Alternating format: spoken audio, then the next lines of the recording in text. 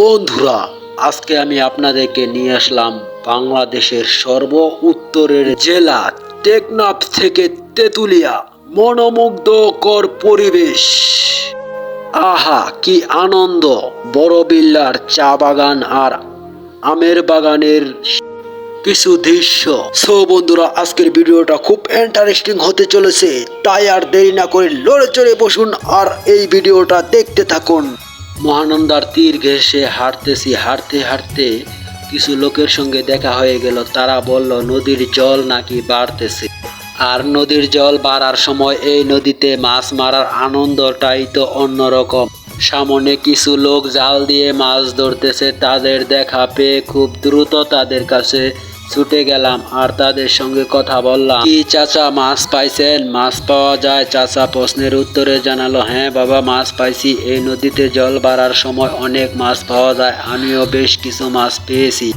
কিছুক্ষণ অপেক্ষা করার পর নিজেই প্রমাণ পেলাম যে আসলে নদীর জল হুর হুর করে বাড়তেছে। তাই কিছুটা সময় এখানে জল বাড়ার দৃশ্য আর মাছ ধরার অনেকটা মজার অনুভূতি নিলাম।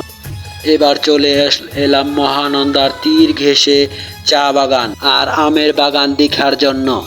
এখানে প্রায় অনেকটা জায়গা জুড়ে চা ও আমের বাগান ঘিরে আছে।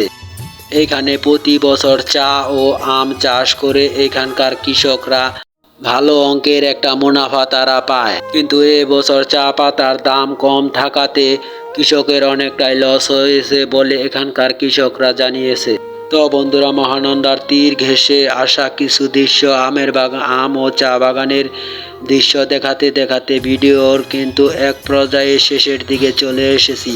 বাংলাদেশের সর্ব উত্তরের জেলা তেতুলিয়ার মহানন্দার তীর ঘেঁষে বড়বিল্লার আম আর চা বাগানের দৃশ্যগুলো দেখতে আপনার কাছে কেমন লাগলো তা কমেন্টে জানাতে ভুলবেন না। আর আপনাকে জানাই তেতুলিয়ার পক্ষ থেকে শুভ কামনা ও অভিনন্দন। আজকের ভিডিওটা এই পর্যন্তই। সকলকে ধন্যবাদ।